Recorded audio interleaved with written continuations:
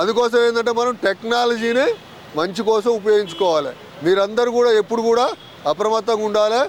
మీరు ఫోన్లలో వచ్చే ఏకే ఫైల్స్ కానీ లేకపోతే లింకులు కానీ లేకపోతే ఈయన చెప్పినట్టు మాయమాటలు చెప్తే నమ్మొద్దు.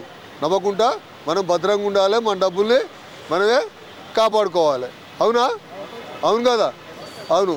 అందుకోసమే ఇప్పుడు డ్రగ్స్ కూడా గంజాయి మత్తుమందు డ్రగ్స్కు వాటికి కూడా ఎక్కువ అలవాటు పడుతున్నారు. మీ ఏరియాలో ఎవరన్నా ఆ డ్రగ్స్కు గంజాయి అలవాటు పడి మీ కాడ గంజాయి తాగడం కూడా నేరమే, డ్రగ్స్ వాడటం కూడా నేరమే, సప్లయే కాదు వాడటం కూడా నేరమే.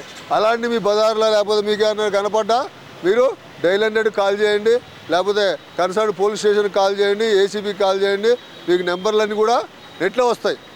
ఏసీబీ ఎల్బీనగర్ అని కొడితే నా నెంబర్ వస్తుంది. నాకు ఇన్ఫర్మేషన్ ఇవ్వచ్చు. అది సీక్రెట్గా ఉంటుంది. అవునా? అది ఆ రకంగా కూడా మనందరికీ సామాజిక బాధ్యత. అది సామాజిక బాధ్యత. మనం శాంతి భద్రతలు కాపాడటం సామాజిక బాధ్యత. ఒక పోలీసే కాదు యూనిఫామ్ లేని ప్రతి పౌరుడు కూడా, అంటే మీరందరూ పోలీసులే, యూనిఫామ్ లేని ప్రతి పౌరుడు కూడా పోలీసే. ఎందుకు?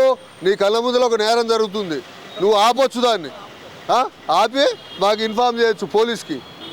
అందుకోసం యూనిఫామ్ లేని ప్రతి పౌరుడు కూడా పోలీస్. అవునా కాదా?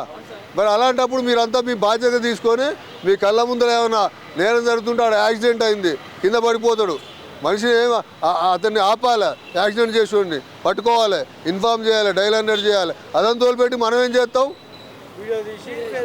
ఫేస్బుక్లో పెడతాం. అదే గొప్ప పని అయినట్టు. అంటే ఈడ సామాజిక స్పృహ జనాల్లో లోపించింది. అవునా? మానవత్వం అనేది లేకుండా పోతుంది రాను. అది మరీ అన్యాయం. మర్డర్ జరుగుతుంటే వీడియోలు తీస్తుంటారు. ఆపాలి కదా. అంటే మీకు బాధ్యత లేదా? ఒక పోలీసే కాదు కదమ్మా. పోలీసు ఎంతమంది ఉంటారు? చాలా తక్కువ మంది ఉంటారు. జనాలు ఎంతమంది ఉంటారు? చాలా ఇది ఉంటారు. అందుకోసం పోలీసులు ఎప్పుడు కూడా పాజిటివ్ వేలనే ఆలోచించాలి.